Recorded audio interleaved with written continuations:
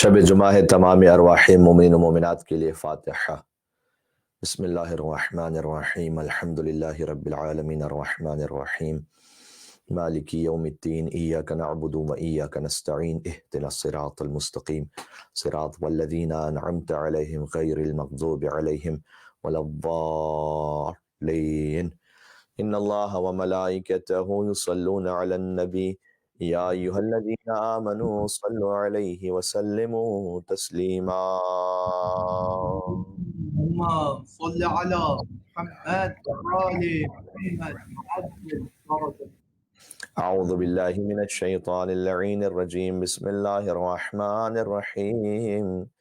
الحمد للہ الذی اول بلا اول کان قبلہ والآخر بلا آخر یکون بعدہ، الذي قصرت عن رؤيته أبصار الناظرين وعجزت عن نعته أوهام الواصفين، وصلى الله على رسوله الكريم حبيب إله العالمين العبد المرتضى والنبي المجتبى والرسول المصطفى سيدنا ونبينا وشفيع ذنوبنا وطبيب نفوسنا ومولانا ومولى الثقلين جد الحسن والحسين أبي القاسم محمد صلى على محمد وعلى محمد وآل محمد وعجل فرجه. وعلى آله الطيبين الطاهرين المعصومين المظلومين، سيما بقية الله في الأرضين الذين أذهب الله عنهم الرجس وطهرهم تطهيرا۔ اللهم صل على محمد وآل محمد وعجل فرجه. رحمة الله على محبيهم واللعنة الدائمة على أعدائهم أجمعين من الأذل إلى قيام يوم الدين۔ شب جمعہ شب ابا عبداللہ الحسین علیہ السلام میں مولا کی بارگاہ میں چل اپنی تمام دعاؤں کے ساتھ۔ بسم اللہ الرحمن الرحیم۔ یا ابا عبداللہ یا حسین ابن علی ایہا الشہید یا ابن رسول اللہ یا حجت اللہ علی خلقہ یا سیدنا و مولانا انا توجہنا واستشفعنا وتوسلنا بك إلى الله وقدمناك بين يدي حاجاتنا يا وجيها عند الله اشفع لنا عند الله۔ ایک اور بار ظہور امام زمانہ علیہ السلام کے لیے، یا وجیہان عند اللہ اشفع لنا عند اللہ۔ صلوات بر محمد و آل محمد۔ اللهم صل على محمد وآل محمد وعجل فرجهم۔ اما بعد فقد قال الله الحكيم في كتابه المجيد، بسم الله الرحمن الرحيم، وإذ قال ربك للملائكة إني خالق بشرا من صلصال من حمأ مسنون۔ صلوات على محمد وآل محمد۔ اللهم صل على محمد وآل محمد۔ ایک اور مل کے بلندتر صلوات بھیج دیں محمد اور آل محمد پر۔ اللهم صل على محمد وآل محمد وعجل فرجه. عشرہ امام زین العابدین و سید الساجدین علیہ الاف التحیت و ثناء و افضل الصلاۃ والسلام ہے، اور آہستہ آہستہ اپنے اختتام کے قریب ہے۔ موضوع سخن اس عشرے میں صحیفہ سجادیہ پر ایک سرسری اور اجمالی نگاہ رہی، اور ہم نے کوشش کی کہ صحیفہ سجادیہ کی بعض دعائیں آپ کی خدمت میں عرض کی جا سکیں۔ مکمل صحیفہ سجادیہ کو پڑھنا اور اس کی مختصر شرح بھی ظاہر ہے کہ ممکن نہیں تھا، لیکن کم از کم اس عشرے میں کوشش کی گئی کہ صحیفہ سجادیہ سے جو ہمارے سامعین ہیں وہ ایک انسیت پیدا کر لیں، ایک محبت پیدا کر لیں، اور پھر انشاءاللہ خود اسے آپ دیکھیے۔ سافٹ کاپیز بھی اویلیبل ہیں ہر طرف انٹرنیٹ پر، اور انگلش اردو ٹرانسلیشن کے ساتھ، اور ہارڈ کاپی بھی گھر پر ہونی چاہیے۔ خود کتاب کی ایک اپنی برکت ہے، مولا کے کلام کا ہاتھ سے اٹھا کر پڑھنا۔ مولا زین العابدین ہے اور سید الساجدین ہے، عبادت کرنے والوں کی زینت، سجدہ کرنے والوں کے سردار۔ غور کیجیے گا کہ اللہ عز و جل نے اپنے قرآن میں جب انبیاء کا ذکر کیا ہے تو انہیں عابدین کہا ہے، اور جہاں ملائکہ کا ذکر کیا ہے تو انہیں ساجدین کہا ہے۔ انبیاء ہیں عابدین اور ملائکہ ہیں ساجدین، میرے مولا ہیں زین العابدین اور سید الساجدین۔ مولا کے نام پر ایک مل کے اور صلوات بھیجیے گا محمد اور آل محمد پر۔ اللہم صلی علی صل علی محمد۔ محمد وآل محمد وعجل فرجهم۔ معروف آیت ہے وَجَعَلْنَاهُمْ أَئِمَّةً يَهْدُونَ بِأَمْرِنَا وَأَوْحَيْنَا إِلَيْهِمْ فِعْلَ الْخَيْرَاتِ وَإِقَامَ الصَّلَاةِ وَإِيتَاءَ الزَّكَاةِ وَكَانُوا لَنَا عَابِدِينَ۔ سورہ انبیاء سورہ نمبر 21 آیت نمبر 73 73، کہ ہم نے قرار دیا ہے بنی اسرائیل کے انبیاء کو ائمہ، یہدون بامرنا، کہ وہ ہمارے امر سے ہدایت کرتے ہیں، ہم نے انہیں امام قرار دیا ہے۔ وَأَوْحَيْنَا إِلَيْهِمْ فِعْلَ الْخَيْرَاتِ، اور وہ ہم نے وحی کی ان کی جانب فعل خیرات کی، نیک کاموں کی، وإقام الصلاۃ، نماز کے قائم کرنے کی، وإیتاء الزکوٰۃ، کہ وہ زکوٰۃ کو ادا کریں، وکانوا لنا عابدین، اور وہ جو ہمارے بنی اسرائیل کے انبیاء جنہیں ہم نے امام قرار دیا ہے وہ ہمارے عابدین میں سے، عبادت گزار بندوں میں سے۔ تو جہاں انبیاء کا ذکر آیا وہاں انہیں عابدین کہا، اور جہاں ملائکہ کا ذکر آیا تو حضرت آدم علیہ السلام کا مشہور واقعہ قرآن میں کئی مرتبہ ذکر ہوا اس کا، انہیں ساجدین کا ملائکہ کو۔ سورہ حجر میں بالخصوص یہ فرمایا کہ وَإِذْ قَالَ رَبُّكَ لِلْمَلَائِكَةِ إِنِّي خَالِقٌ بَشَرًا مِّن صَلْصَالٍ مِّنْ حَمَإٍ مَسْنُونٍ۔ یاد کیجیے گا، اس میں ایک اور نصیحت بھی ہے ہمارے لیے کہ اے رسول صلی اللہ علیہ وآلہ وسلم، آپ اس وقت کو یاد کیجئے کہ جب آپ کے رب نے فرشتوں سے کہا کہ میں سڑے ہوئے گارے کی کھنکھناتی ہوئی مٹی سے ایک بشر بنانے والا ہوں۔ جی، یہ سڑے ہوئے کا جو لفظ ہے یہ خود قرآن میں موجود ہے، حمیم مسنون۔ جا کر ملاحظہ کر لیجئے گا، آغا وجود اسلام آغا نجفی صاحب کا جو ترجمہ ہے، اور ویسے ہی جالندری صاحب کا جو ترجمہ اہل سنت کیا معروف ہے، دونوں میں یہی ترجمہ کیا ہوا، اور الحمدللہ اس فقیر کو عربی متون کے لیے ترجمہ دیکھنے کی معمولاً تو احتیاج نہیں ہوتی، لیکن میں ریفرنس پوائنٹ کے طور پر یہ حوالہ جات آپ کی خدمت میں عرض کر رہا ہوں کہ اللہ رب العزت نے سڑے ہوئے گارے کی کھنکھناتی ہوئی مٹی سے آدم علیہ السلام کو بنایا۔ آج ہمیں جس دعا کے بارے میں گفتگو کرنی ہے وہ ہے موت کو یاد کرتے ہوئے دعا۔ تو انسان اپنی حقیقت کو سمجھے کہ آغاز کہاں سے۔ حضرت آدم علیہ السلام کو اس کھنکھناتی ہوئی مٹی سے بنایا، اور ہماری جو خلقت اس دنیا میں آنے کے لیے اس کا آغاز ہے ایک قطرہ نجس سے۔ تو یہ آغاز ہے اور موت انجام ہے۔ درمیان میں جو اللہ سبحانہ وتعالیٰ نے ہمیں اختیار عطا کیا ہے اس میں کاش دنیا مزرعۃ الآخرہ، دنیا آخرت کی کھیتی ہے، کچھ یہاں ایسا اچھا بو کے چلے جائیں کہ وہاں اچھا کاٹ سکیں۔ تو اللہ عز و جل نے کہا کہ ہم نے آدم علیہ السلام کو ایک گارے کی کھنکھناتی ہوئی مٹی سے خلق کیا، یعنی ویسے اگر ہم اس مٹی کو دیکھیں کہ جو کیچڑ والی تقریباً مٹی ہے تو ہمیں گھن آنے لگے، تو پھر اللہ عز و جل نے کیوں آدم علیہ السلام کو ایسی مٹی سے بنایا؟ دیکھیں حدیث میں مفہوم یہ ہے کہ اللہ عز و جل نے امتحان لیا تھا یہ ملائکہ اور ابلیس کا، کہ اگر وہ خوشبودار جوہر سے آدم علیہ السلام کو خلق کرتا تو اس خوشبودار جوہر کے سامنے جھکنا آسان ہوتا۔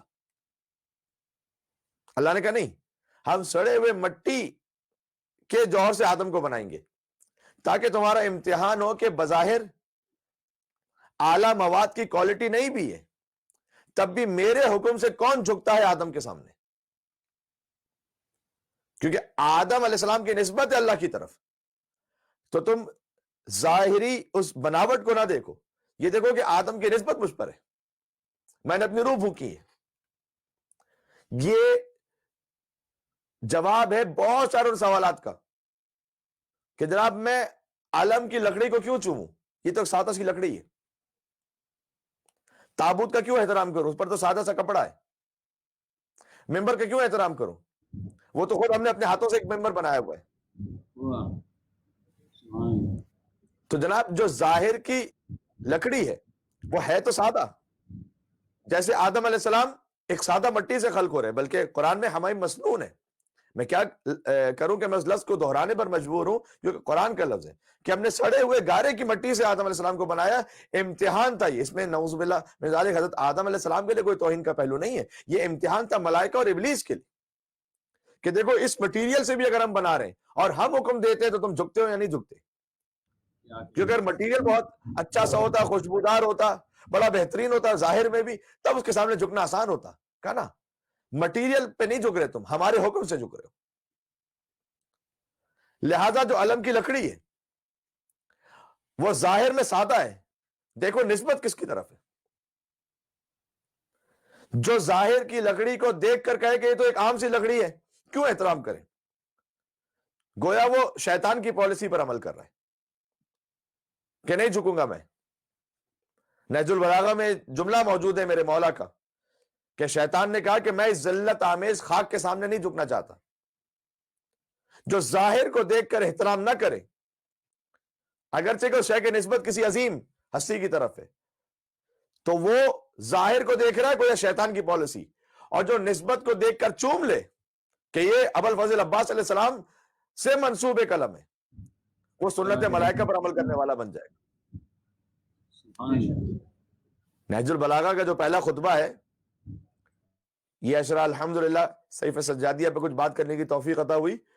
انشاءاللہ کبھی نہج البلاغہ پر بھی ایک اشرا آپ کی خدمت میں عرض کریں گے. اور آپ بزرگ علماء کرام کو سنتے رہتے ہیں، میں تو فقط اپنی تربیت کے لیے اور اپنی اصلاح کے لیے کچھ باتیں پیش کر دیتا ہوں. تو نہج البلاغہ کا جو پہلا خطبہ ہے اس میں جہاں مولا نے خلقت آدم علیہ السلام کا ذکر کیا بہت ہی حسین انداز میں، علی ہی ایسا بیان کر سکتے تھے. فرماتے ہیں کہ پروردگار نے، یہ مولا کے الفاظ ہیں یعنی ترجمہ، پروردگار نے زمین کے سخت اور نرم اور شور اور شیرین حصوں سے خاک کو جمع کیا اور اسے پانی میں اس قدر بھگویا کہ وہ بالکل خالص ہو گئی، یعنی بیان کر رہے ہیں. اور پھر تری میں اس قدر گوندا کہ لیسدار بن گئی اور اسے ایک ایسی صورت بنائی کہ جس میں موڑ بھی تھے اور جوڑ بھی تھے، اعضا بھی تھے اور جوڑ بن بھی تھے. اللہ اکبر، کون ہے علی کے سوا جو اس تفصیل کے ساتھ خلقت آدم علیہ السلام کو بیان کر سکے؟ یہ تو گویا وہ کیفیت ہے کہ کسی کی نگاہوں کے سامنے پورا منظر ہو رہا، ایک ایک جز کو بیان کر رہے ہیں. اور پھر اللہ عز و جل نے اس قدر سکھایا اس مٹی کو کہ وہ یعنی وہ جو پیکر بنایا تھا اللہ نے کہ وہ مضبوط ہو گیا، اور اس قدر سخت کیا کہ وہ خاک کھنکھنانے لگی. اور یہ صورتحال ایک وقت معین اور مدت خاص تک باقی رہی، جس کے بعد اس میں مالک نے اپنی روح کو پھونک دیا اور اسے ایسا انسان بنا دیا کہ جس میں ذہن کی جولانیاں بھی تھی اور فکر کے تصرفات بھی تھے. سبحان اللہ. ویسے وہ خاک ہے، لیکن چونکہ اللہ نے اپنی روح پھونکی ہے لہذا اس کے ذہن میں صلاحیت ہے، فکر کے تصرفات ہیں، کام کرنے والے اعضاء بھی دیے اور جوارح بھی دیے، حرکت کرنے والے آلات و ادوات بھی دیے، اور حق اور باطل میں فرق کرنے والی معرفت بھی عطا فرمائی. یہی حق اور باطل میں فرق کرنے کی معرفت جس شخص میں حاصل ہو اسے اصطلاح میں فاروق کہتے ہیں، اور علی ابن ابی طالب علیہ السلام فاروق اعظم ہے. جنگل پہاڑ کرتے ہیں نادے علی علی، ہم سب کی مشکلوں کو حل کریں، مشکل کشا علی، نعرے حیدری، علی آل محمد صلوات محمد وآل محمد وعجل فرجهم. دیکھیں موت پر تو بات ہوگی، لیکن پہلے یہ تو پتہ چل جائے کہ ہمارا آغاز کہاں سے. اور قرآن میں بھی مبدا و معاد کا بے انتہا ذکر ہے. مبدا جہاں سے تمہاری ابتدا ہے، معاد جہاں تمہیں پلٹنا ہے. انا للہ و انا الیہ راجعون، یہ بھی مبدا و معاد ہے، اللہ ہی کے لیے، اللہ ہی کی طرف پلٹ کے جانے والے. یا ایتہ النفس المطمئنہ ارجعی الی ربک راضیۃ مرضیہ، اے اطمینان والے نفس آ جا، نہیں واپس آ جا. ارجعی الی ربک راضیۃ مرضیہ، واپس انسان وہیں جاتا ہے کہ جہاں پر پہلے اس کا جائے قرار ہو. تو اگر اس حقیقت کو کوئی سمجھ جائے اور پھر سورہ مومنون میں ہماری اس دنیا میں آنے کے انداز کو اس طرح سے بیان کیا گیا کہ اللہ عز و جل نے کہا کہ ہم نے تمہیں ایک سلالۃ من طین سے خلق کیا، جمی ہوئی مٹی سے، ثم جعلناه نطفة في قرار مكين ثم خلقنا النطفة علقة فخلقنا العلقة مضغة فخلقنا المضغة عظاما فكسونا العظام لحما ثم انشأناه خلقا آخر فتبارك الله احسن الخالقين. تو پھر وہاں سے خاک سے پھر اللہ عز و جل نے ذکر شروع کیا کہ پھر اس کے بعد ہم نے تمہارے نطفے کو ایک محفوظ مقام پر رکھا اور اس نطفے سے علقہ بنایا اور علقے سے مضغہ بنایا، جمع ہوا خون بنایا، جمع ہوئے خون سے گوشت کا لوتھڑا بنایا، اس کے بعد اس سے ہڈیاں خلقی فکسونا العظام لحما، اور ہڈیوں کے اوپر گوشت کی ایک اور تہہ کو چڑھا دیا، ثم انشأناه خلقا آخر، اس کے بعد تم نے روح پھونکی. یہ ہے وہ اصل انسان کو امتیاز عطا کرنے والی شے کہ باقی سب تو مادیات ہے، باقی سب تو خاک ہے، اور گویا ایسی خاک کے جس سے بو آ رہی ہے، وہ حیوانیت کا پہلو، حیوانی جنبہ ہے، لیکن ہم نے روح بھی پھونکی. ثم انشأناه خلقا آخر، یہ جو خلقت آخر ایک نئی خلقت اسے عطا کر دی تو وہ حیوانی زندگی سے نکل کر انسانی زندگی میں پہنچا. فتبارک اللہ احسن الخالقین، تو کتنا بہترین ہے تمہارا خلق کرنے والا پروردگار. سبحان اللہ سبحان اللہ. اللہ عز و جل نے اتنی وسیع و عریض کائنات خلق کی ہے کہ ہمیں اندازہ نہیں، ہم تو شاید پتہ نہیں اس کے ایک سرے کے ایک حصے تک پہنچے بھی ہیں کہ نہیں پہنچے، خدا جانتا ہے بہتر. وہ ایک بی بی سی پر ایک رپورٹ بھی تھی کہ اس وقت اگر ہم دیکھیں کہ کتنے سٹار اللہ عز و جل نے خلق کیے تو ایک اندازہ تخمینہ یہ ہے کہ سوال اس میں لکھا ہوا تھا کہ جتنے بھی ساحل سمندر ہیں پوری دنیا میں، کتنے بڑے بڑے ساحل ہیں، ان میں جتنے ذرات ہیں، ایک ایک ذرہ جتنے ذرات ہیں، وہ ذرات زیادہ ہیں یا آسمان کے ستارے زیادہ ہیں. اور اس پوری ریسرچ کا آخر میں خلاصہ یہ تھا کہ جتنے ذرات ہیں ساحل سمندر پر، اس سے کم ڈبل ستارے اللہ عز و جل نے آسمانوں پر خلق کیے، کم از کم ڈبل. اور پھر اس میں لکھا ہوا بھی تھا کہ آپ ایک عدد لکھیے اور اس کے بعد 22 مرتبہ زیرو آگے بڑھاتے جائیے ایک کے بعد ایک، جس کے لیے شاید نہ اردو نہ انگلش میں نہ کسی اور زبان میں کوئی لفظ ہی ایجاد نہیں ہوا کہ اس فگر کو کہا کیا جائے. اتنے تو فقط سٹارز خلق کیے، وہ بھی ہمارا تخمینہ ہے، باقی خدا جانتا ہے. لیکن کیا ان سٹارز کو خلق کرنے کے بعد، کیا اس چرند و پرند و ہوا و خلا و فضا اور ستارے اور سیارے اور ماہ و خورشید سب کو، اتنی بڑی بڑی مخلوقات اللہ عز و جل کی، کیا کبھی اللہ نے یہ کہا کہ کتنا بابرکت بہترین ہے تمہارا خلق کرنے والا یا ان کا خلق کرنے والا؟ نہیں. انسان میں پوٹینشل رکھا ہے کہ دیکھو یہ جو 70 سال کی زندگی سے گزار کے جب تم موت کے پاس پہنچو گے تو ہم نے تمہیں پوٹینشل رکھا ہے کہ تم فرشتوں سے افضل ہو چکے ہوگے. تو 6 یعنی ایک بچہ کہ جب یہ شکم مادر سے متولد ہوا ہے، ہم کہنا چاہ رہے تھے کہ 6 ماہ 7 ماہ 8 ماہ 9 ماہ یعنی بچہ ابھی متولد ہوتا ہے شکم مادر سے، چاہے وہ اتنا چھوٹا سا بچہ ہے کہ نہ خود اپنا بظاہر دفاع کر سکتا ہے، اپنے کہنے سے کھانا نہیں کہہ سکتا، اپنے لفظ اپنے منہ سے پانی نہیں مانگ سکتا، خود سے روتا ہے فقط. اللہ کہہ رہا فتبارک اللہ احسن الخالقین، کتنا بہترین ہے اس بچے کا خلق کرنے والا پروردگار. سبحان اللہ سبحان اللہ. کیونکہ اس میں صلاحیت ہے، پوٹینشل ہے. جہاں صلاحیت اور پوٹینشل ہوتا ہے وہاں ایک رسک بھی ہوتا ہے. پوٹینشل ہے کہ فرشتوں سے افضل ہو جائے، رسک یہ کہ جانوروں سے بدتر ہو جائے،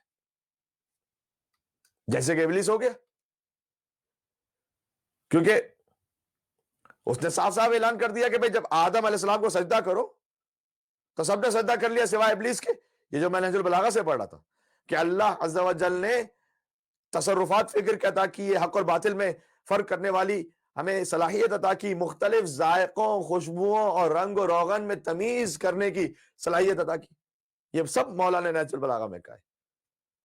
ایک خوشبو سے دوسری خوشبو کو ہم ڈیفرینشیٹ کرتے ہیں، 1000 قسم کے تو پرفیوم آتے ہیں خالی. یہ اللہ نے صلاحیت عطا کی ہے تبھی ہے نا کہ ایک خوشبو قسم کی ہے، اس خوشبو قسم کی 1000 قسم کے کھانے آتے ہیں، اس لیے کہ اللہ نے ایک زبان میں اتنی صلاحیت رکھی ہے کہ وہ لاکھوں قسم کے ذائقوں کو محسوس کر سکے.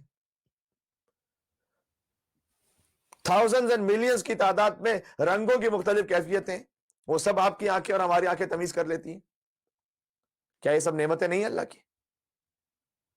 پھر جب ایسا انسان اللہ نے خلق کیا تو ابلیس دیکھ رہا تھا فقط مٹیریل کو کہ یہ تو وہ بس سڑی ہوئی خاک سے، میں کیوں جھکوں. سب نے سجدہ کر لیا سوائے ابلیس کے مولا نے کہا. اسے تعصب نے گھیر لیا.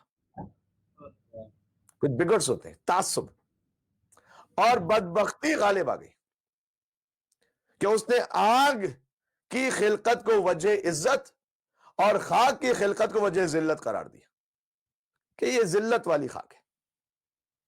نہ دیکھیے کہ منسوب کس سے، حکم کیا ہے.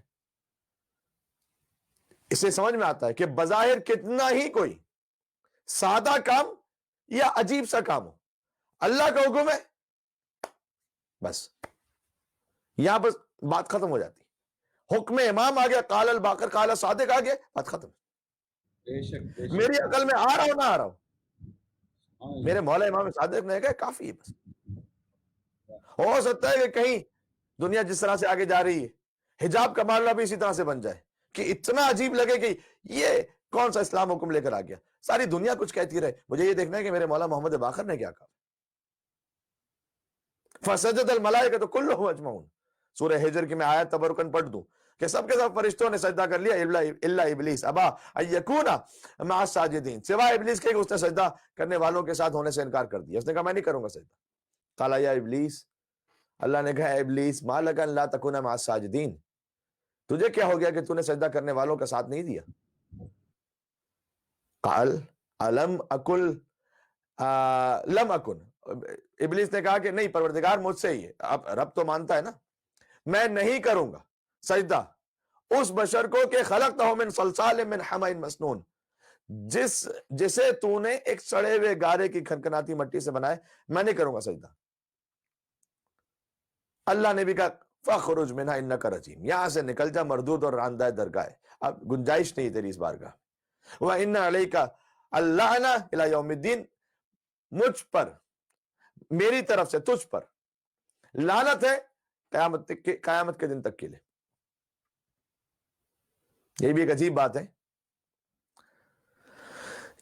ابلیس نے خلیفۃ اللہ کا احترام نہیں کیا نا، تو اللہ نے کہا کہ تو نکل جا یہاں سے، قیامت تک کے لیے لعنت ہے. اچھا اس کا مطلب کیا ہے؟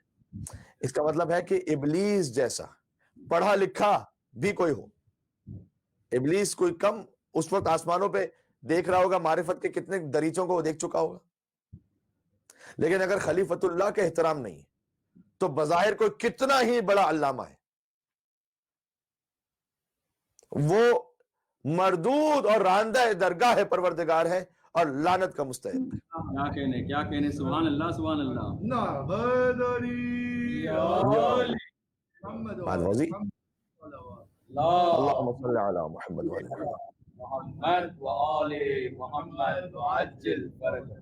اس لیے کہ جوانوں کو مینوپولیٹ کرنے کے لیے ان کے ذہنوں میں ایک بات یہ بھی کہی جاتی ہے، آپ کہیے کہ جناب یہ دیکھیں کتنے غلط بات کیے. کبھی شاعر اللہ کا احترام کوئی برباد کرتا ہے ہماری ممبروں سے آ کر، کبھی دشمنان اہل بیت کو اتنا بڑھا چڑھا کے پیش کر رہا ہوتا ہے کہ ان کے تو تعلقات مولا علی سے بڑے اچھے تھے. کیا کہنے سبحان اللہ سبحان اللہ. اور جب آپ تاریخ سے اور دلیل و منطق سے ثابت کر دیں کہ نہ تاریخ سے بات درست ثابت ہے، نہ شرعی طور پر احادیث اور آیات قرآنی سے بات درست ثابت ہے، تو آخری جواب یہ ہوتا ہے کہ آپ کو پتہ نہیں وہ کہاں سے پڑھ کر آئے میں، کتنی بڑی شخصیت ہے وہ. شیطان عرش سے پڑھ کر آیا تھا، تو کیا کہیں گے پھر؟ فقط پڑھائی لکھائی پہ بات نہ کیجئے کہ جناب کہاں سے پڑھ کر آئے، شیطان تو عرش سے پڑھا ہوا ہے. لیکن اللہ یہ کہہ رہا ہے کہ یہ ہماری لعنت کا اس لیے مستحق ہے کہ خلیفۃ اللہ کا احترام نہیں کیا، کمی کی اس میں.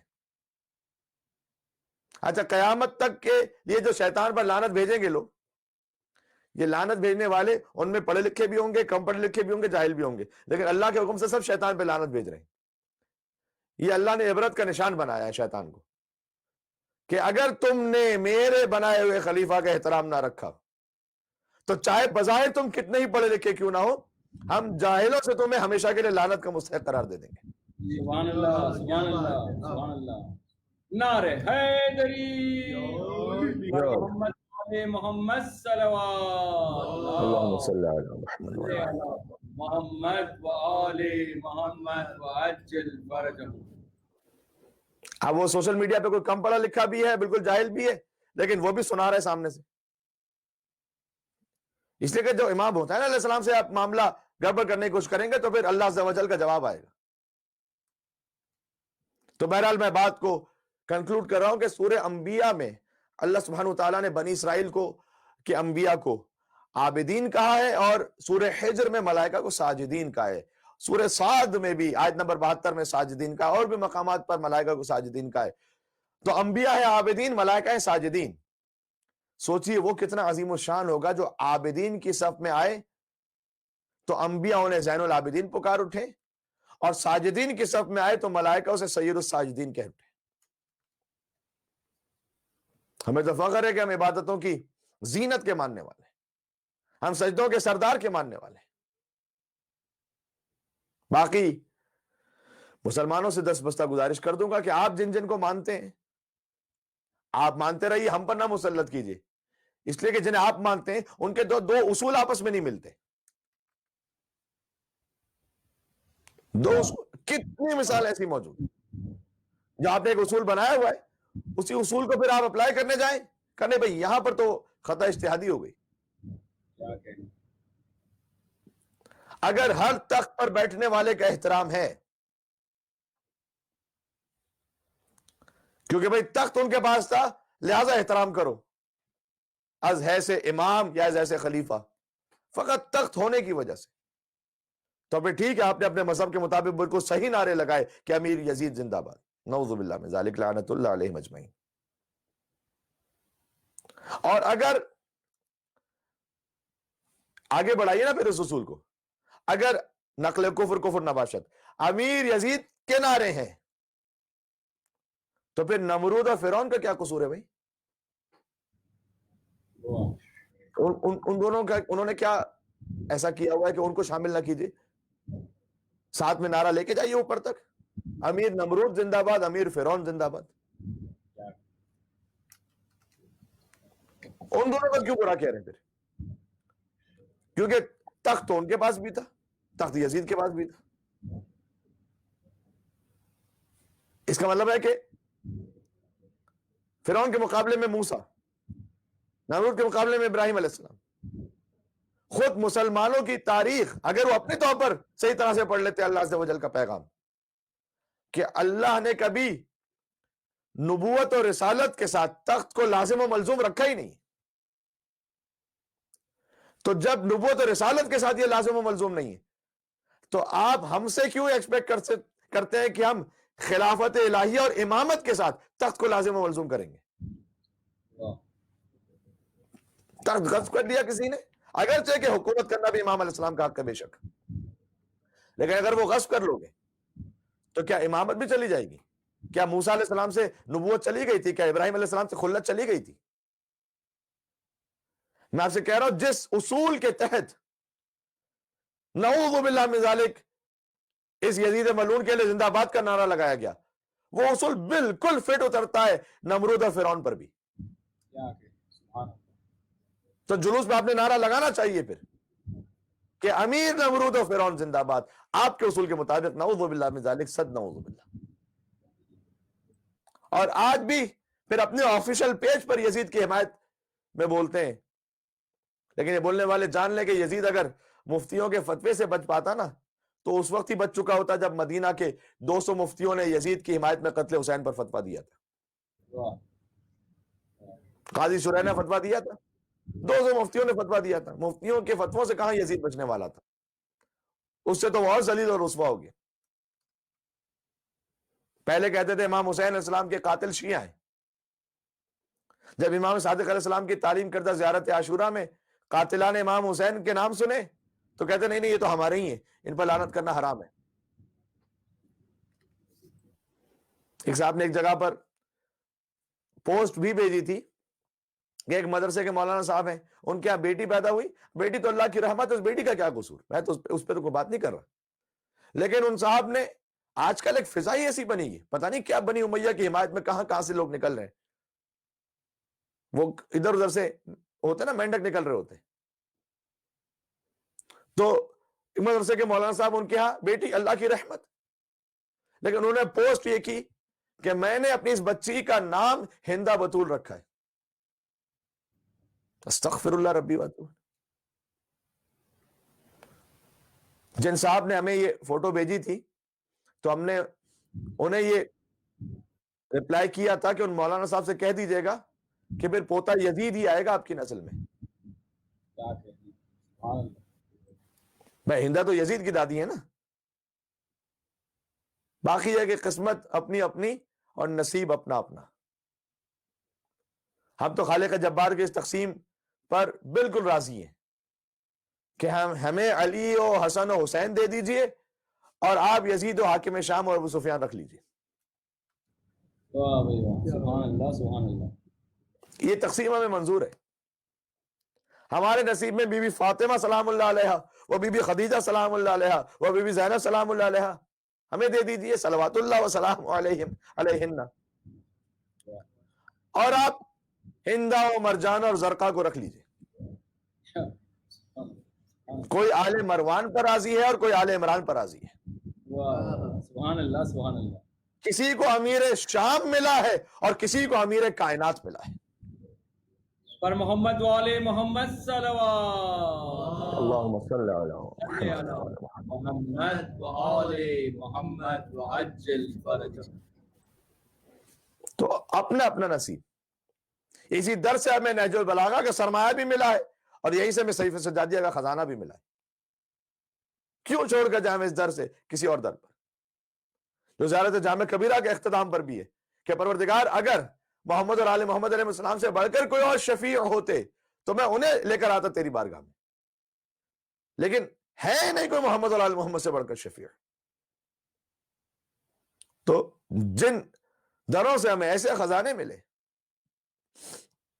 اس عشرے میں نے عرض کیا کہ ہم نے صحیفہ سجادیہ سے ایک انسیت اور محبت پیدا کرنے کی کوشش کی مومنین کے دلوں میں، اور انشاءاللہ کہیں نہ کہیں اس میں مولا نے کامیابی عطا کی کہ جو مومنین کا رسپانس آیا اس سے سمجھ میں آیا کہ کم از کم کہ صحیفہ سجادیہ کو مومنین نے کھولا، اس کے انڈیکس کو دیکھا، کچھ دعاؤں کو پڑھا، کچھ دعائیں یہیں سے جب سنی تو بڑا اچھا لگا اور کم سے کم ترجمے کی حد تک اسے دہرایا، ورنہ ظاہر ہے کہ مکمل صحیفہ سجادیہ کو پڑھنا تو ممکن نہیں تھا ایک عشرے میں، اب تو فقط ایک عاجزانہ نگاہ ڈالنا چاہتے تھے ادب احترام کے ساتھ عقیدت کے ساتھ صحیفے پر، اور آج بھی میں تبرکن و تیمناً ایک ایسی دعا پڑھ رہا ہوں جو پھر آدھے صفحے کی، اب تک ہمارا ریکارڈ ہی رہا ہے، خاتمہ بالخیر کی ہم نے دعا پڑھی ہے، دعائے رحبت پڑھی ہے یعنی خشیت کے لیے دعا، اور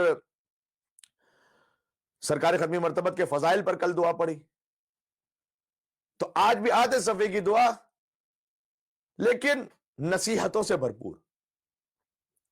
وَقَالَ مِن دُعَائِهِ علیہ السلام اِذَا نُعِیَ إِلَیْهِ مَیِّتٌ، جب کسی کی خبر مرگ کو سنتے میرے مولا کہ فلاں کا انتقال ہو گیا، ہم کہتے ہیں اِنَّا لِلَّهِ وَإِنَّا إِلَیْهِ راجعون، کلمہ استرجاع پڑھنے کی تاکید بھی ہے، تو جب مولا کسی کی موت کی خبر سنتے، او ذکر الموت، یا خود ہی موت کو جب اپنی یاد کرتے تو یہ دعا پڑھتے۔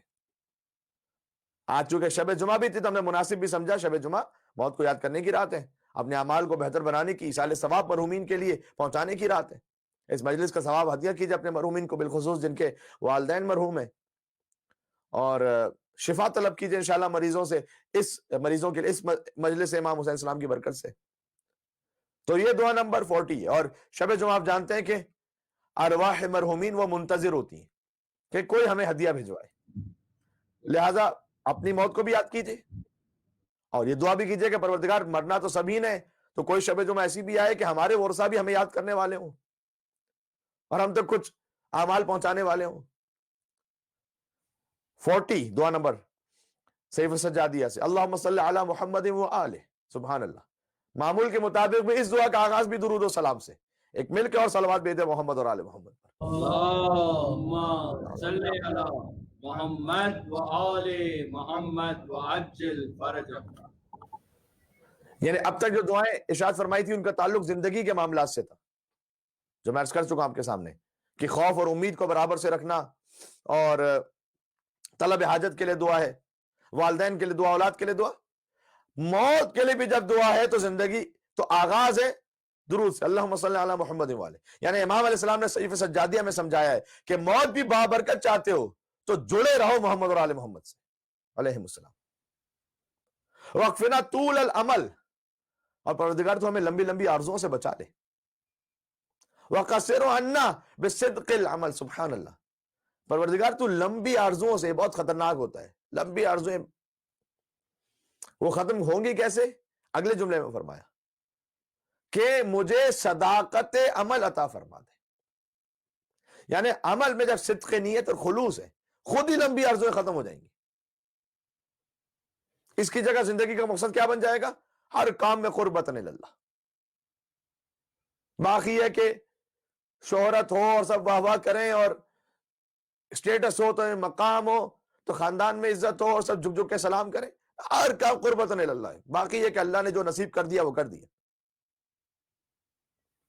تو جس نے واقعی حیات قربتن اللہ کے لیے گزاری، اس کی کیفیت کیا ہوگی؟ اس کی پھر آرزویں لمبی نہیں، وہ ہے کہ خدا راضی ہو جائے بس.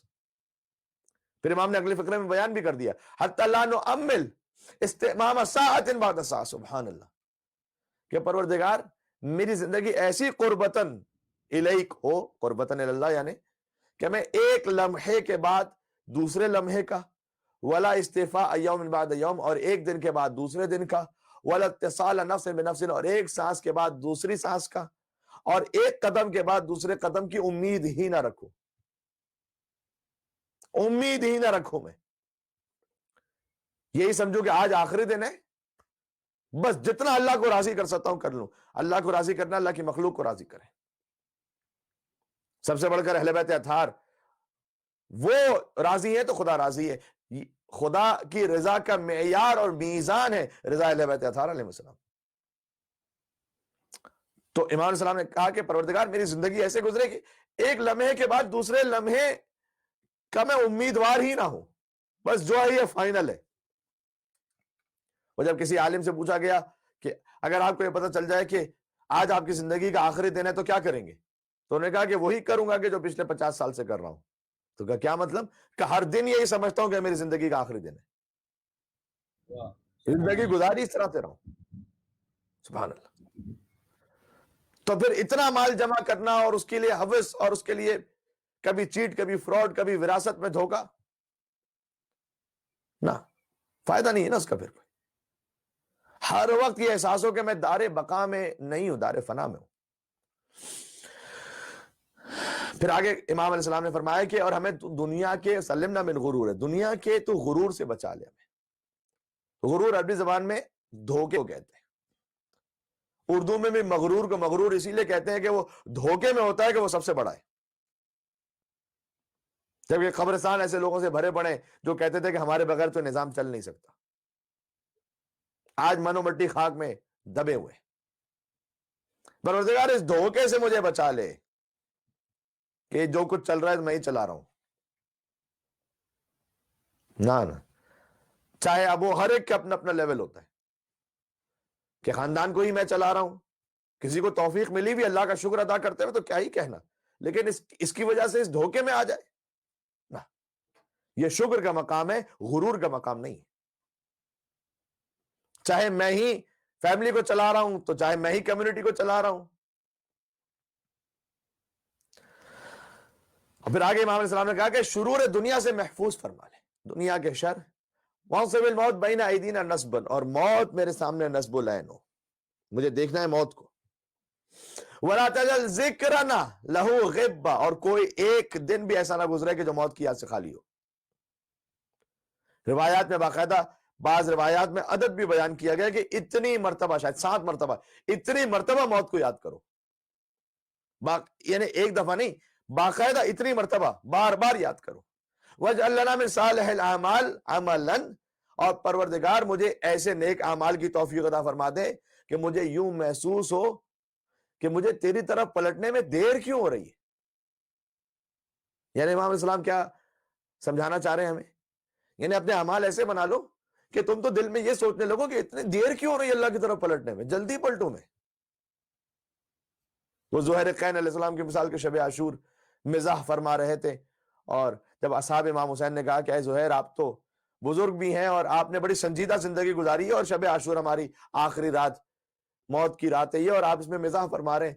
اور زہیرقین نے کہا کہ میں اپنے آپ کو گویا میں نقل بالمعنی کر رہا ہوں کہ گویا اپنے اندر سے کوئی انسان سنبھال نہ سکے نا کسی کو اتنی خوشی ہو، کہ میں اتنا خوشی سے سرشار ہوں کہ بس میں جھوم رہا ہوں کہ کل موت آنے والی ہے اور حسین سے ہم ملحق ہونے والے۔ واہ، سبحان اللہ، سبحان اللہ، نعرہ حیدری یا یا علی، علی آل محمد صلوات اللہم اللہ صل علی محمد وعلی آل محمد و آل محمد وعجل فرجہ۔ سبحان اللہ۔ تو یہ دعا فقط نہیں، یہ تربیت کا ایک حصہ بھی ہے۔ امام علیہ السلام نے فرمایا کہ مجھے ایک ایسے نیک اعمال کی توفیق عطا فرما دے کہ مجھے یوں محسوس ہو کہ تیری طرف پلٹنے میں مجھے لیٹ ہو رہا ہے، یعنی موت کی اتنی طلب ہو جائے۔ اب یہ عالی ترین منزل ہے، یہ مجھے اور آپ سب کو ہمیں سیکھنا ہے، میں بھی آپ ہی کی طرح سیکھنے والوں میں سے ہوں بس۔ وَنَحْرِسُ لَهُ عَلَى وَشْكِ اللِّحَاقِ بِكَ، بہت خوبصورت، اور ہمیں جلد سے جلد تیری بارگاہ میں حاضری کے لیے ہماری آرزو بڑھ جائے، اس کی آرزو، حتی یکون الموت مأنسنا الذی نأنس بہ، کہ پروردگار اس حد تک ہمارے لیے موت مانوس ہو جائے کہ وہ ہماری ایک منزل بن جائے، ٹارگٹ بن جائے موت۔ اپنے آپ کو خود مار دینا جائز نہیں ہے، خود اپنے آپ کو ہلاکت میں ڈالنا بھی جائز نہیں ہے، لیکن زندگی ایسے گزری ہو کہ بس موت منزل بن جائے۔ اور پھر امام نے آگے فرمایا کہ بلکہ موت ہمارے لیے الفت کا سامان بن جائے، جس سے انسان سکون اور اطمینان میں آ جائے، اپنی ہر تھکن، ہر مشکل کو انسان سمجھے کہ بس اب یہ ختم، موت اللہ کے پاس، میں چلا ہوں علی سے ملاقات کو۔ جس کی تھی آرزو وہ گھڑی آ گئی۔ نعرہ حیدری یا علی علی، محمد آل محمد صلوات اللہم اللہ صل علی محمد وعلی آل محمد۔ محمد و آل محمد وعجل فرجہ۔ سبحان اللہ۔ سبحان اللہ۔ اور پھر امام علیہ السلام نے آگے فرمایا کہ پروردگار موت کو ایسا عزیز بنا دے ہمارے لیے کہ ہم اس کے قرب کو پسند کریں۔ یقین فرمائے گا کہ اعمال صالحہ کے بغیر ممکن نہیں ہے موت کے قرب کو میں پسند کروں، اور بس جب تو موت ہم پر وارد اور نازل کر دے تو فَاسْعِدْنَا بِهِ زَائِرًا، سبحان اللہ، تو ہم موت کے سعادت مند زائر بن جائیں۔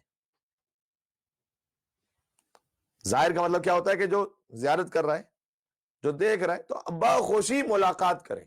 زائر کا مطلب ملاقات کرنا بھی ہوتا ہے نا، امام علیہ السلام سے ہم ان کی خدمت میں حاضری کے لیے تشریف لے جاتے ہیں تو وہ ملاقات ہوتی ہے مولا سے، تو ہم موت کے زائر بن جائیں ایسے کہ سعادت مند زائر، وہ خوشی خوشی ملاقات کریں۔ وَآنِسْنَا بِهِ قَادِمًا، اور مانوس ہو کر اس کا استقبال کریں۔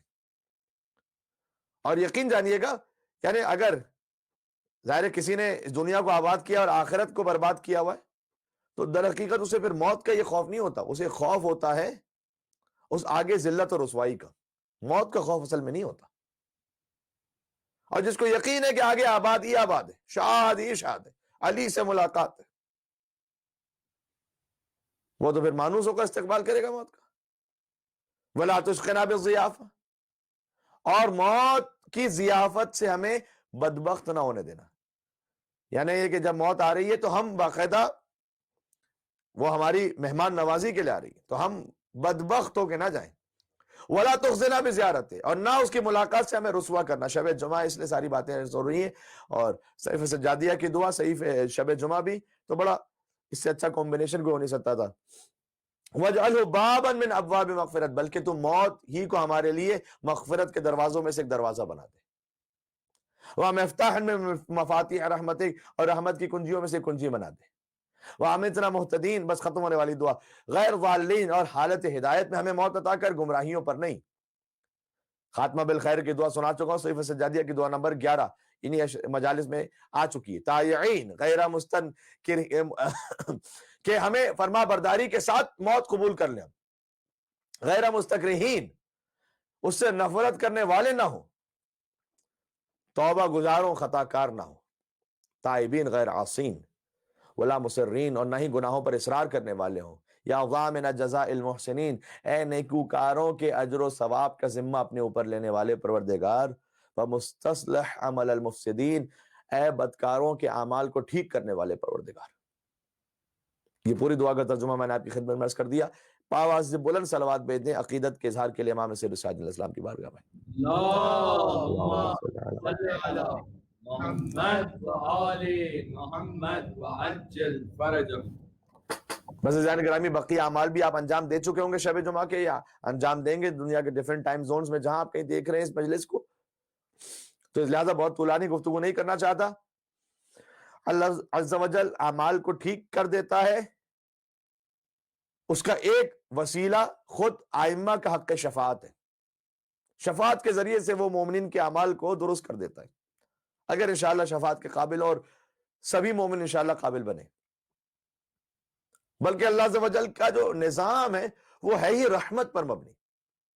دیکھیں ایصال ثواب ہم مرحومین کے لیے کرتے ہیں، تو اللہ یہ کر سکتا تھا نا کہ جب موت ہو جائے تو اس کے بعد نامہ اعمال بند، اس کے بعد کوئی ثواب نہیں بھجوا سکتا۔ اس نے ایسا نہیں کیا، اس نے ایصال ثواب کو باقی رکھا۔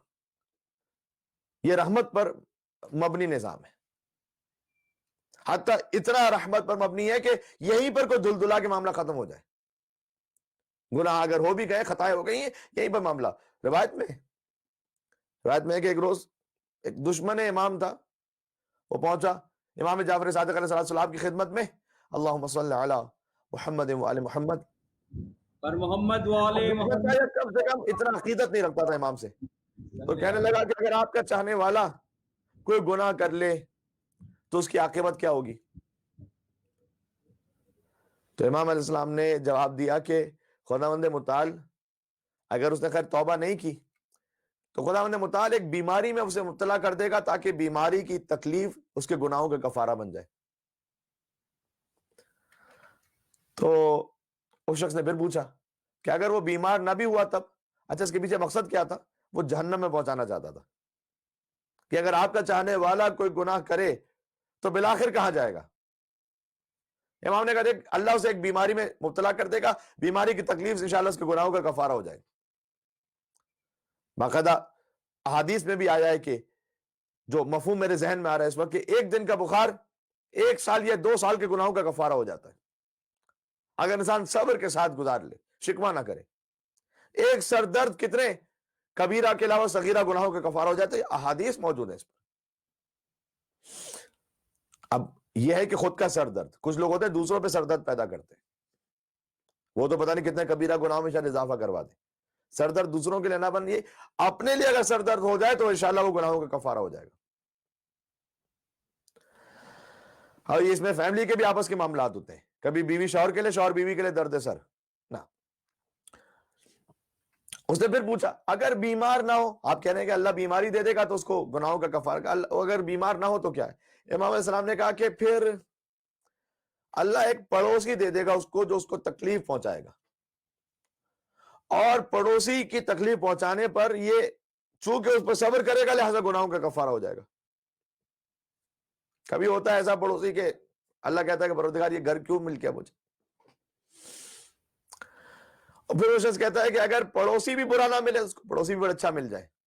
اب وہ زبردستی، میں نے کہا نا جہنم پہنچانے، ہمیں بھی نہ زبردستی جہنم میں پہنچانے کی کوشش کرنی چاہیے، نہ یہ کہ خوف خدا ختم ہو جائے اور اتنا گناہوں پر جری ہو جائیں کہ ارے یہ سب مولانا کی باتیں ہیں کہ ممبر سے پتہ نہیں کیا گناہ گناہ کہتے رہتے ہیں۔ مولا کے ماننے والے تو کیا ہونے، مولا کے ماننے والے بنیے، اور ان کے حکم پر عمل کرنے والی بیلنس اپروچ ہونی چاہیے۔ بشیر بھی تھے رسول اللہ، نذیر بھی تھے۔ تو اس نے کہا کہ اگر برا پڑوسی بھی نہ ملا تو پھر کیا ہوگا؟ تو امام علی مقام اسلام نے ارشاد فرمایا کہ اللہ اس کو ایک برا دوست دے دے گا تاکہ وہ دوست جب اس کو تکلیف پہنچائے گا اور تو اس تکلیف سے اس کے گناہوں کا کفارہ ہو جائے گا۔ اس شخص نے کہا کہ اگر برا دوست بھی نہ ملا تو؟ دیکھیں امام کتنا بچا رہے ہیں، کتنا بچا رہے ہیں۔ کہا برا دوست بھی نہ ملا تو؟ امام نے کہا کہ اللہ اس کو بری بیوی دے دے گا۔ اب یہ اپنے اپنے دماغوں میں آپ نہ سوچیے گا کہ اچھا اللہ نے میرے ساتھ لگتا ہے یہی کیا۔ کہنے کا مقصد ہے کہ بری بیوی دے دے گا یا برا شوہر دے دے گا، شریک حیات تاکہ جب اسے تکلیف پہنچائے تو اس کے گناہوں کا کفارہ ہو جائے۔ اس نے کہا کہ اگر بری بیوی بھی نہ ملے تو وہ بھی اطاعت گزار نیک صالح بیوی ہے۔ اللہ اکبر، یعنی اب امام علیہ السلام نے پہلے کہا کہ اللہ اس کو بیماری دے دے گا، اس نے کہا کہ نہیں، بیماری نہ ملے تو اللہ برا پڑوسی دے دے گا، پڑوسی بھی اچھا ملا تو اللہ برا دوست دے دے گا، دوست بھی اچھا ملا تو اللہ برا شریک حیات دے دے گا۔ اتنا وہ بھی ڈھیٹ تھا۔ اس نے کہا کہ اگر برا شریک حیات بھی نہ ملا ہو، امام نے کہا اللہ اسے موت سے پہلے توبہ کی توفیق دے دے گا۔ ہمارا چاہنے والا نا، موت سے پہلے انشاءاللہ توبہ کی توفیق دے دے گا۔ اس نے پھر بغض و عناد کے بعد پوچھا کہ اگر موت سے پہلے توبہ کی توفیق بھی نہ مل سکی،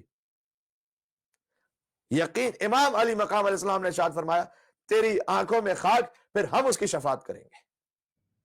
کیا کہنے، نعرہ حیدری یا علی، جنگل بہار کرتے ہیں نعرے علی علی، ہم سب کی مشکلوں کو حل کریں، مشکل کشا علی، نعرے حیدری یا علی، محمد صلوات اللہم صلی علی محمد و آل محمد وعجل فرجهم۔ تو یہ دار الرحمت اتنا کھلا ہوا ہے، بس امام علیہ السلام مجھ سے چاہتے ہیں کہ میں اس قابل بن جاؤں، اتنی ظرفیت آ جائے۔ میں نے ایک مقام پر تقریر میں جملہ عرض کیا تھا کہ علی علیہ السلام نے، اور وہ وائرل بھی کافی ہوا آگے، کہ کبھی کوئی زندگی میں ایسا کام نہیں کیا جس سے ان کے چاہنے والوں کو شرمندگی اٹھانا پڑے۔ یعنی کیا؟ علی کا سر کبھی بتوں کے آگے نہیں جھکا، علی نے کبھی نعوذ باللہ اپنی بہن پر ہاتھ نہیں اٹھایا۔ تاریخ میں جا کے دیکھیے گا یہ کیا کچھ کس نے کیا ہوا ہے۔ علی کبھی میدان چھوڑ کے بھاگا نہیں، علی نے کبھی بھاگتے ہوئے کا پیچھا بھی نہیں کیا۔ کیا کہنے، سبحان اللہ سبحان اللہ، علی نے کوئی ایسا کام ہی نہیں کیا کہ ان کے محبین کو شرمندگی اٹھانا پڑے۔ واہ سبحان اللہ سبحان اللہ، نہ علی نے کبھی یہ کہا کہ اگر فلاں نہ ہوتا تو میں ہلاک ہو جاتا۔ واہ واہ سبحان اللہ سبحان اللہ سبحان اللہ۔ بے نیاز رب کا بے نیاز نمائندہ علی کو ضرورت ہی نہیں تھی۔ باقی کہتے رہے کہ اگر علی نہ ہوتے تو ہم ہلاک ہو جاتے، کیا کہنے بھائی، سبحان اللہ۔ لیکن علی نے کبھی نہیں کہا۔ تو غور فرمائیے گا، رسول سبحان اللہ، رسول اللہ نے کبھی علی سے کوئی سورہ واپس نہیں لیا کہ آپ اسے پہنچانے کے قابل نہیں ہیں۔ کیا کہنے سبحان اللہ، حیدری یا علی۔ بات واضح ہو رہی؟ تو کبھی ان کی زندگی میں کوئی ایسا کام ہی نہیں کہ جہاں شرمندگی کو کوئی بات بھی آئے نا۔ تو ساتھ ہی اس میں یہ بھی ضروری ہے کہ انشاءاللہ محب بھی ایسا ہو جائے۔ ہم بہرحال خطا کار گناہ گار ہیں، لیکن کوشش ضرور کر سکتے ہیں کہ ہماری زندگیوں میں بھی ایسا کام نہ ہو کہ جس سے مولا میدان محشر میں جب فرشتے یہ کہیں کہ یہ آپ کا محب تھا، اب آپ کا محب ہے بہرحال، تو کوئی ایسا کام نہ کریں کہ شرمندگی اپنے مولا کو دے دیں، چاہے اس دنیا میں حضرت حجت کو، چاہے قیامت میں امیر المومنین کو۔ عزیزان گرامی، ہم آقا ابا عبداللہ الحسین علیہ السلام کے ماننے والے ہیں، جن کے ناز اٹھائے ہیں رسول اللہ صلی اللہ علیہ وسلم۔ فقط حسین کے ناز نہیں، حسین کے محبین کے بھی ناز گویا ایک طرح سے کہنا چاہیے۔ یہی تو بات ہے کہ کوئی روئے تو رولائے تو رونے جیسی شکل بنائے تو جنت واجب ہے، کیا ہے اس کا مطلب؟ سبحان اللہ۔ یقیناً یہ حدیث صحیح ہے، بس اگر کوئی گناہوں پر جرأت نہ دلائے یہ، اور اس حدیث کا یہ مقصد بھی نہیں۔ آج شب جمعہ میں تبرکاً ایک بات پیش کرتا ہوں، اور پھر امام حسین علیہ السلام سے متعلق شاید میں نے وعدہ بھی کیا تھا کل کہ میں میر انیس علیہ رحمہ کے کلام سے کچھ مصرے آپ کو سناؤں گا، اور چونکہ شب امام حسین بھی ہے، شب یاد موت بھی، وہ تو بات ہو گئی اس پر، اور شب امام حسین بھی، اور یہیں سے متصل مصائب کہ امام حسین علیہ السلام کے ناز اٹھائے رسول اللہ صلی اللہ علیہ وسلم نے، اس لیے کہ حضور جانتے تھے کہ حسین کا ذکر ہدایت کی ضمانت ہے۔ عید کے دن جب جنت سے آیا ہوا لباس امام حسین علیہ السلام زیب تن فرما چکے تھے، لباس بھی تو جنت سے آیا تھا، تو اپنے نانا سے فرمائش کیا کی تھی کہ اب مصرے چند سن لیجیے گا، نانا سے فرمائش کر رہا ہے نواسا، لیکن نواسا نانا ہے محمد مصطفیٰ جیسے اور نواسا ہے حسین جیسا علیہ الصلوۃ والسلام. سبحان اللہ. بولا یہ ہاتھ جوڑ کے دستے خدا کا لال، خدا کے ید اللہ کے بیٹے نا، دستے خدا کا لال. بولا یہ ہاتھ جوڑ کے دستے خدا کا لال، حضرت کو برقرار رکھے رب ذوالجلال. اب انیس بھی خالص وہ ایک لکھنوی انداز میں حفظ مراتب کا بھی پورا خیال کرتے ہیں اور جذبات کو بھی پورا پہنچاتے ہیں. حضرت کو برقرار رکھے رب ذوالجلال، پوشاک یہ پہن کے تو ہم خوش ہوئے کمال، ناقہ نہیں ہے کہ جس پہ چڑھے اب یہ ہے ملال. اب ناقہ بھی تو ہو کوئی. عزت میں ہے بزرگ شرف میں زیادہ ہیں، لڑکے تو سب سوار ہیں اور ہم پیادہ ہیں. ہائے ہائے ہائے، عزت و بزرگی میں تو امام حسین علیہ السلام سے بڑھ کے کوئی ہے نہیں. عزت میں ہے بزرگ شرف میں پیادہ ہیں، لڑکے تو سب سوار ہیں اور ہم پیادہ ہیں. پیدل تو عیدگاہ میں جانا ہے ننگو آر، ہم کو بھی آج اونٹ منگا دو تو ہو سوار. کہنے لگے حسین سے محبوب کردگار، معلوم اب ہوا یہی غصہ تھا میں نثار. تخیل ہے انیس کا، جس میں ایک شائستگی بھی ہے، جس میں ایک وقار بھی ہے. کہنے لگے حسین سے محبوب کردگار، معلوم اب ہوا یہی غصہ تھا میں نثار. ہاں آپ روٹھتے ہیں تو مشکل سے منتے ہیں. ہائے ہائے. ہاں آپ روٹھتے ہیں تو مشکل سے منتے ہیں، اچھا سوار ہو جیے ہم اونٹ بنتے ہیں. کیا کہنے نعرہ حیدری یا علی. آل محمد صلوات اللہم صلی علی علی محمد وآل محمد وعجل.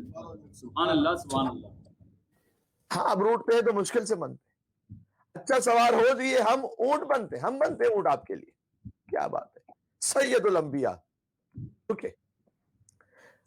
فرما کہ یہ کمر میں رکھا دامن قبا. اب امام حسین علیہ السلام سوار ہو رہے ہیں. فرما کہ یہ کمر میں رکھا دامن قبا، رکھ کر زمین پہ ہاتھ بنے اونٹ مصطفیٰ.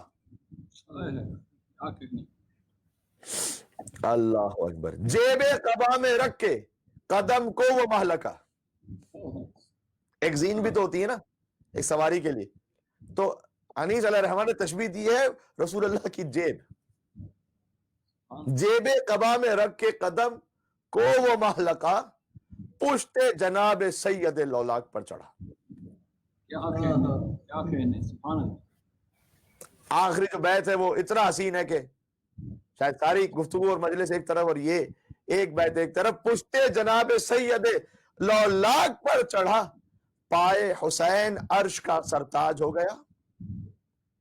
پائے حسین سرکار ختمی مرتبت کی جیب قبا ہے. کوئی معمولی بات ہے جہاں حضور اپنی نالین کے ساتھ معراج پہ تشریف لے جائیں، وہ جیب قبا حضور کی، اس کی کیا شان ہوگی.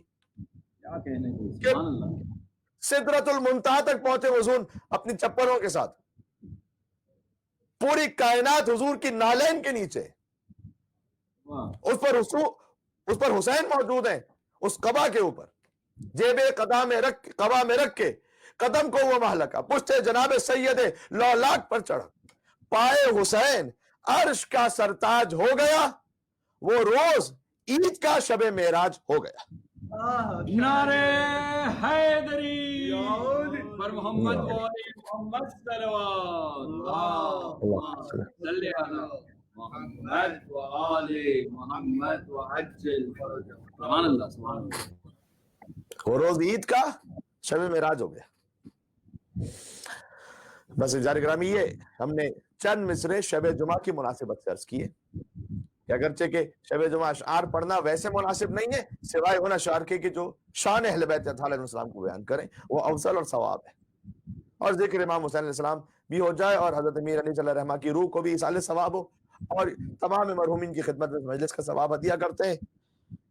لازمی سی بات ہے کہ شب جمعہ ہے تو مصائب ابا عبداللہ الحسین علیہ السلام کا بیان، چونکہ سلسلہ مجالس کی ہماری آج کی سیکنڈ لاسٹ گفتگو تھی، کل آخری گفتگو ہے. کل 20ویں کی مناسبت سے مجلس ہوگی کیونکہ 29 محرم ہو جائے گی، تو یا تو شب پہلی سفر یا شب 30 محرم کل کی رات ہوگی. تو 20ویں کی گفتگو ہوگی اور اس میں پھر داخلہ اہل حرم شام اور حسین کی دختر سکینہ نے اپنے بابا کا 20واں کیسے کیا تھا وہ کل عرض کروں گا انشاءاللہ۔ آج چونکہ شب جمعہ ہے، اس عشرہ سجادیہ میں ہمارا نصیب یہ رہا کہ 2 شب جمعہ میں نصیب ہوئی۔ وہ جو پہلی مجلس تھی شب جمعہ جہاں سے عشرے کا آغاز ہوا تھا، اس میں چونکہ عشرہ سجادیہ تھا لہٰذا ہم نے مولا سیر سجاد علیہ السلام ہی کے مصائب سے عشرے کا آغاز کرنا مناسب سمجھا تھا، لیکن اب یہ جو دوسری شب جمعہ اسی عشرے میں آئی ہے، تو میں چاہتا ہوں کہ اپنے ثواب کی خاطر، اپنے مرحومین کی مغفرت کے لیے، میرے والدین کی صحت سلامتی طول عمر کے لیے، ہمارے ایمان کے لیے، بچوں کے لیے، آپ سب کے لیے، آپ سب کی نیابت میں میں آقا ابا عبداللہ الحسین علیہ السلام کی رخصت کے کچھ مصائب پڑھ دوں۔ ابھی عرض کیا کہ وہ حسین جو راکب دوش رسول ہے، وہ کربلا میں ذوالجناح پر ڈگمگا رہا تھا، جس کے لیے لباس جنت سے آئے تھے، اسے لباس شہادت کے نیچے پرانا لباس اس لیے پہننا پڑا کہ ظالم لوٹ کر لے جائیں گے اسے۔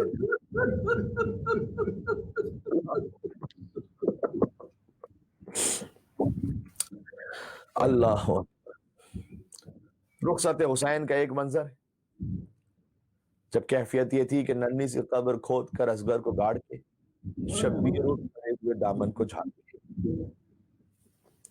اب شبیر اٹھ کھڑے ہوئے کتنا خوبصورت استعارہ ہے، یہ دردناک بھی ہے، دامن کو جھاڑ کے، کیونکہ حسین جب اصغر ام رباب کی امانت کو چھپا رہے تھے خاک گھر میں کربلا پر، تو ایک تو یہ کہ جب باپ نے دفن کیا ذوالفقار ہی سے قبر کھودی ہوگی، اصغر کو تپتی ہوئی ریت پہ رکھا ہوگا، تو ظاہر ہے کہ دامن میں حسین کے بھی کچھ خاک آئی ہوگی۔ ایک تو یہ مطلب دامن کو جھاڑ کے، دوسرا یہ کہ دامن جھاڑنا کہتے ہیں کہ اب کچھ بچا نہیں حسین کے پاس قربان،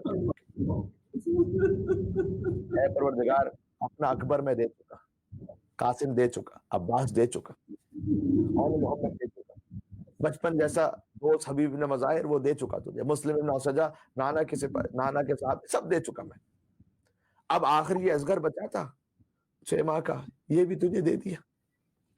تو شبیر اٹھ کھڑے ہوئے دامن کو جھاڑ کے، پھر خیموں میں آ کر میرے مولا نے کہا یا زینب ویا ام کلثوم ویا سکینہ علیکن من السلام فہذا آخر الاجتماع، تم پر میرا آخری سلام ہو، یہ آخری اجتماع ہے ہمارا۔ رخصت امام حسین علیہ السلام کے مصائب بہت سخت ہیں، ان کے لیے جناب زہرا نے اللہ سلام اللہ علیہ علامہ مجلسی کو پیغام بھجوایا تھا کہ اے مصائب پڑھنے والے، تو کچھ اور پڑھا کر نہ پڑھا کر لیکن میرے حسین کی رخصت ضرور پڑھنا۔ اسی خاطر ہے کہ ہماری کوشش یہ ہوتی ہے کہ جہاں کے عشرہ مجالس ہو وہاں ضرور کسی نہ کسی ایک مجلس میں رخصت امام حسین کا ذکر ہو جائے۔ ہم جیسا گناہگار جب ذریعہ امام حسین کو دیکھتا ہے تو وہاں سے آخری ودا نہیں ہو پاتا ہم سے، ہے نا، جبکہ ہم نے حسین کو نہیں دیکھا ہوتا، ہم فقط ذریعہ ہوتا، کہیں ایسا نہ ہو کہ مجھے اس کے بعد زیارت نصیب نہ ہو۔ ہر سال جو عاشور پہ جاتے تھے، ہر سال جو چہلم پہ جاتے تھے، ان کے دن تو اب جب بھی زیارت پہ تشریف لے جائیے گا نا، کبھی بھی اسے ٹیکن ایسا گرانٹیڈ نہ لیں کہ میرے پاس پیسہ ہے، میرے پاس موقع ہے، میں تو خود باس ہوں، مجھے چھٹیوں کا بھی مسئلہ نہیں، میں تو چلا جاؤں گا۔ جب حسین اذن عطا کریں گے تو پھر کوئی مومن جاتا ہے۔ تو ہم جب وہاں پہنچتے ہیں ذریعہ امام حسین علیہ السلام کو دیکھتے ہیں، تو ہم آخری جب ودا ہوتا ہے، ہم نے حسین علیہ السلام کو نہیں دیکھا ہوتا، حسین علیہ السلام کو دیکھ لی فرتے شوق سے مودت سے کوئی مر جائے مومن چاہے۔ ذریعہ کو دیکھ کر عالم یہ ہوتا ہے کہ آخری زیارت میں ہم کہتے ہیں بار بار مڑ کر دیکھو، پتہ نہیں اگلی بار زیارت نصیب نہ ہو تو کیا ہوگا۔ آپ اچھی طرح سے مڑ کر ذریعہ امام حسین کو دیکھتے ہیں، پھر جب حرم سے باہر نکلتے ہیں، صحن میں پہنچتے ہیں تو گنبد کو دیکھتے ہیں، گنبد سے باہر نکلتے ہیں پھر بین الحرمین کو دیکھتے ہیں، ایسے ہی۔ اب سوچو جب بی بی زینب سلام اللہ علیہا نے حسین سے ودا کیا، خود حسین، مجھے نہیں پتا یہ منزل امام حسین کے لیے زیادہ سختی یا بی بی زینب سلام اللہ علیہا کے لیے زیادہ سختی، لیکن دل یہ کہتا ہے کہ شاید بی بی کے لیے زیادہ سخت ہوگی، یہ پہلا موقع تھا جب بھائی بہن سے جدا ہو رہا تھا.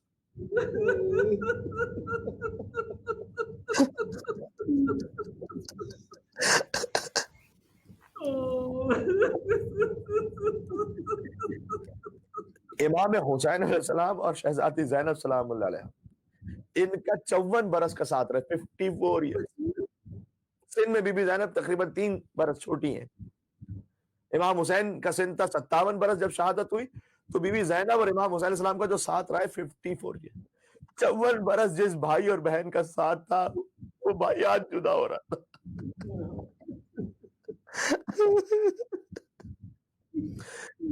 جدائی بہت سخت تھی شہزادی زینب سلام اللہ علیہ کو.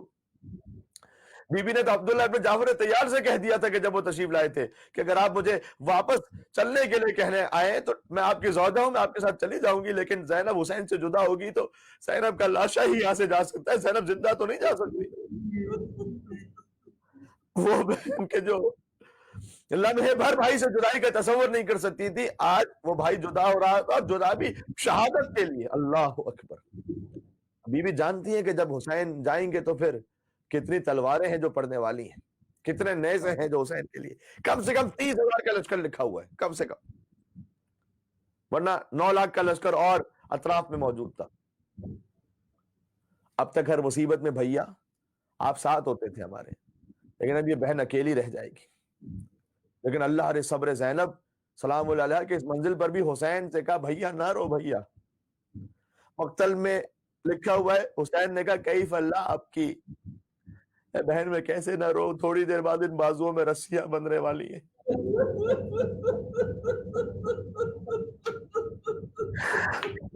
عزیزوں ماہ محرم کی آخری شب جمعہ آ گئی ہے. ماہ محرم ختم ہونے پر ہے عزیزوں.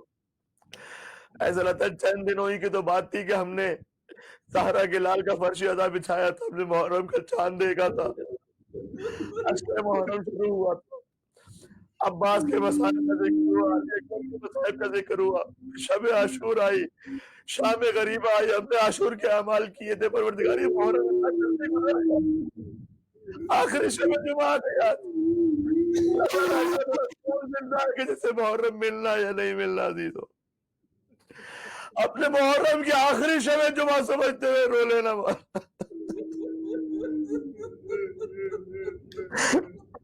پروردگار تیرا شکر ہے تو نے ہمیں امام حسین کا فرش ادا نصیب فرمایا, تو نے یہ شب جماعت کی نصیب فرمائی, امام حسین کے لیے اس فرش ادا پر آ سکے. حسین نے آگے بڑھ کر بی بی زینب سلام اللہ علیہ کے بازوؤں کا بوسہ لیا, اور پھر بی بی نے آگے بڑھ کر حسین کے گلے کا بوسہ لیا. اماں کی وصیت تھی اے زینب میری نیابت میں حسین کے اس خوش گلے کا بوسہ لے لینا. اللہ اکبر.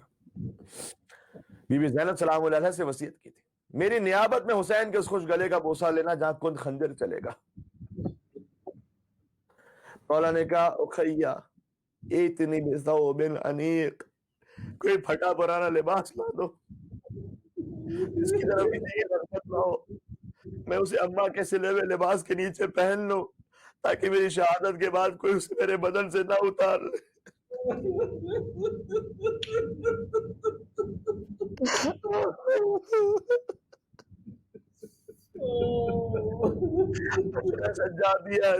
میرا بھی ایمان ہے ماں, سب سے زیادہ جو نقاہت کی جو کیفیت تھی وہ اصل عاشور پر طاری تھی.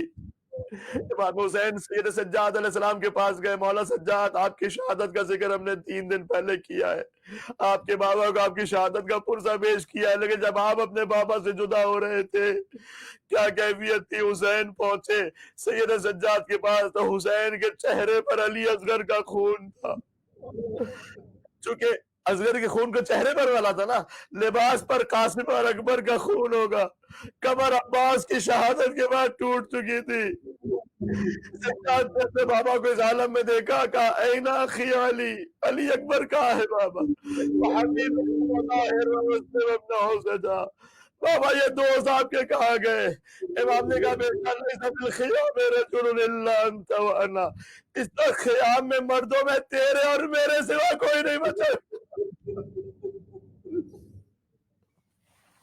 بھی اللہ میری شمشیر مجھے دیجیے گا، میرا بابا اتنا غریب ہو گیا. ہائے ہائے ہائے ہائے سید سجاد علیہ السلام. ہم ایک خاکی گناہگار بیٹے ہوتے ہوئے اگر باپ کو کسی مشکل میں دیکھتے ہیں ہمارا دل کیسا تڑپتا ہے. کیا کوئی سوچ بھی سکتا ہے، استغفر اللہ ربی واتوب الیہ، خدا محفوظ رہے، کیا کوئی کبھی سوچ بھی سکتا ہے کہ کوئی کسی جوان بیٹے کے سامنے باپ کو تھپڑ بھی مار دے؟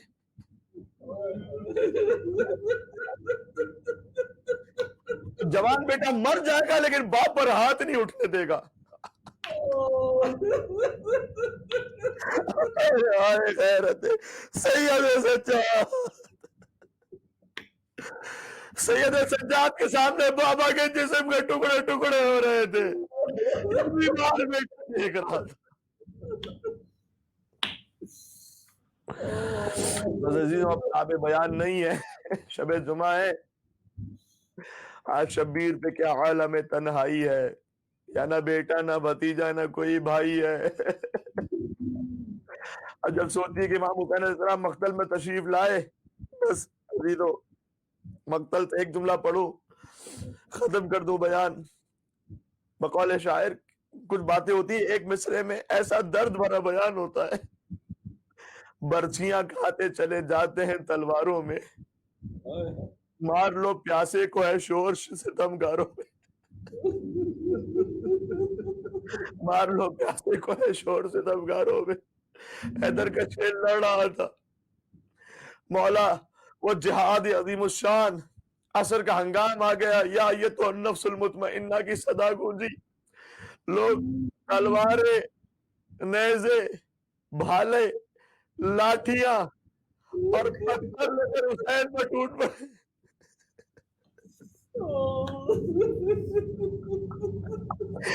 امام باقر علیہ السلام کا فرمان ہے، میرے دادا کو اس بے دردی سے مارا جیسے پیغمبر نے جانوروں کو مارنے سے بھی منع کیا تھا.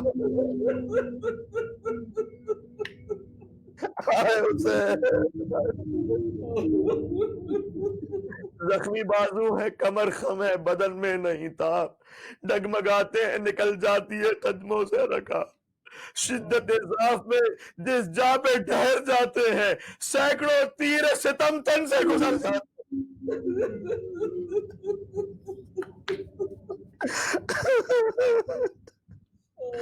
سینکڑوں تیر ستم تن سے گزر جاتے. سینکڑوں تیر مارنے والے تھے عبداللہ حسین علیہ السلام کو، برچی آ کر کوئی پہلو پہ لگا جاتا ہے. کیسے پڑھو عزیزوں، کیسے پڑھو.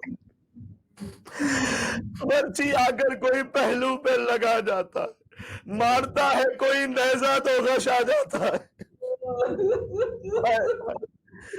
کوئی نیزہ مار رہا، کوئی دور سے تیر مار رہا، کوئی پہلو پہ برچی مار رہا. یہ حسین اسی فاطمہ کا بیٹا ہے جس کے پہلو پر دروازہ مار کر سالموں نے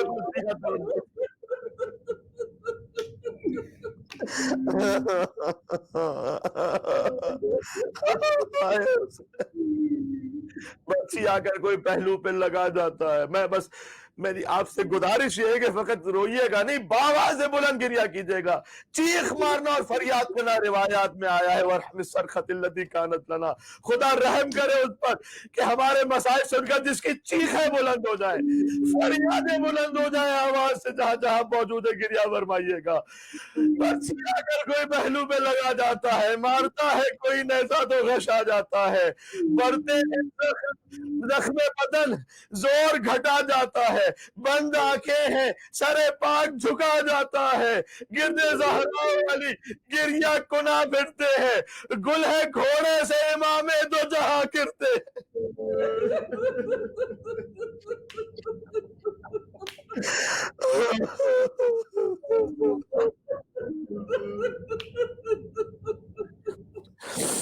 یہ وہ وقت تھا کہ جب بی بی زینب سلام اللہ علیہ خیموں سے باہر تشریف لے آئی. اتنا سخت وقت تھا کہ علی کی بیٹی کو مجمع خیار میں آنا پڑا، اور بی بی نے کہا کیونکہ کوئی تیر مار رہا تھا، کوئی نیزہ، کوئی تلوار.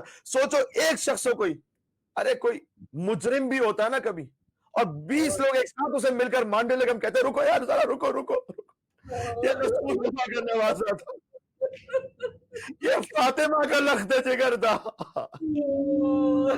یہ رسول کی زبان چوسنے والا حسین تھا۔ بی بی زینب سلام اللہ علیہا نے جو فریاد کی ہے اس سے مکمل مرثیہ ہو نہیں سکتا تھا۔ بی بی نے کہا اما فیکم مسلم، کیا تم نے کوئی ایک بھی مسلمان نہیں ہے کیا؟ اما فیکم کیا تم میں ایک مسلمان کوئی نہیں؟ میرے بھیا کو نہ مارو، نہ مارو میرے بھیا کو۔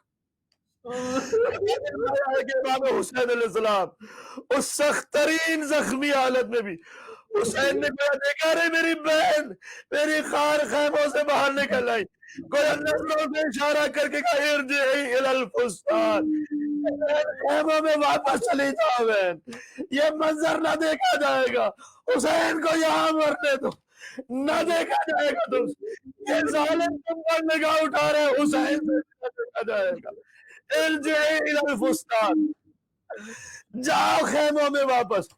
اس لیے کہ حسین جانتے تھے کہ اب کیا ہونے والا ہے، وَالشِّمْرُ جَالِسٌ عَلَى صَدْرِكَ، شمر آپ کے سینے پر سوار ہو گئے، بسم اللہ وباللہ وفی سبیل اللہ وعلی ملت رسول اللہ، یہ جو جانور کو ذبح کرتے ہوئے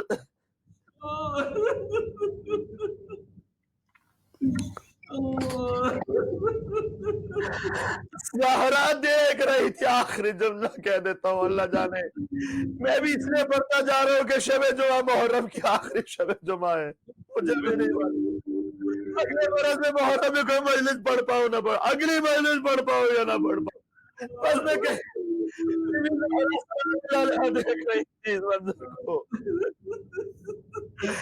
حسین کٹتے گئے، ہر شہید کا لاشا حسین لائے، حسین کی خبر شہادت کون لاتا؟ ذوالجلال واپس پلٹا، اپنی بے زبانی سے بیویوں سے کہہ رہا تھا زہرا قریب لاش پسر خاک اڑاتی ہے، ارے خیموں میں جاؤ لوٹنے کا فوج آتی،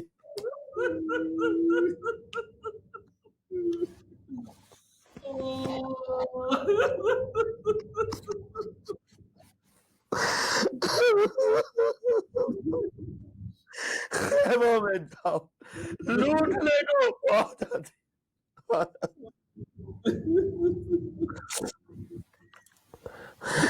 آج بھی زینب کی آتی ہے صدا بھائی تیرا چہرہ تیری آنکھیں بھول کر پائی دور افتادہ سفر سے، جب کبھی میں نے نوے ٹھنڈا پانی پیا بس تیری یاد آئی اسے۔ آج بھی تلے زینبیہ پر ہی جملہ لکھا ہوا ہے، جب بی بی نے بھائی کا گلا کٹتے ہوئے دیکھا کنانا صلی علیکہ ملائکۃ السماء، آپ پر آسمان کے ملائکہ نے نماز پڑھی، وَهَذَا حُسَيْنُ الْفِلَارَ مَسْلُوبُ الْعَمَامَ مُقَطَّعُ الْأَعْضَاء، جس کے اعضاء کٹ چکے ہیں یہ آپ کا حسین ہے، امامہ چھینا جا۔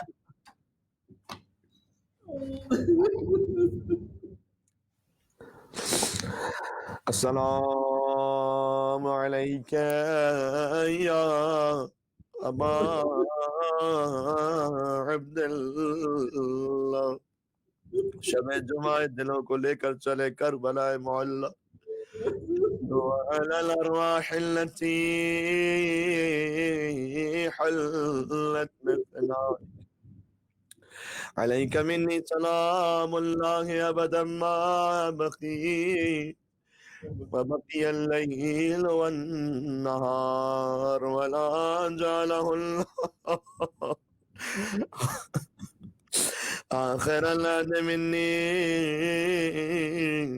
لزيارتكم السلام على الحسين سب مل کے کہہ دے السلام على الحسين وعلى علي بن الحسين وعلى أولاد الحسين